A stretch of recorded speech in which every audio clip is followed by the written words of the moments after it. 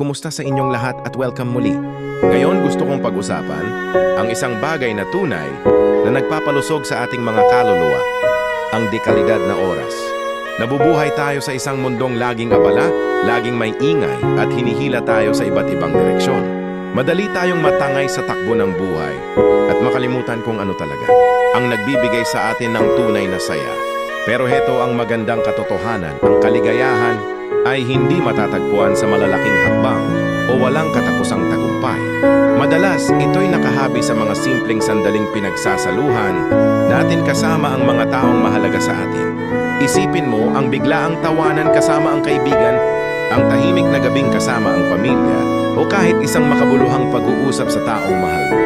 Sa ito-udang zona hibla na bumubuo sa makulay at makabuluhang buhay, ang dekalidad na oras ay hindi nasusukat sa dami ng oras, kundi sa presensyang dala mo. Ito'y tungkol sa paglalagay muna ng cellphone, sa tunay na pakikinig, at sa buong pusong pakikibahagi sa sandali. Kapag ibinibigay natin ang ating buong atensyon sa iba, hindi lang tayo lumilikha ng alaala, pinapalalim natin ang koneksyon, pinapalago ang pag-unawa, at nararanasan ang tunay na pakiramdam ng pagiging kabilang. Ang mga sandaling ito, gaano man kaliit sa paningin, ay may malaking epekto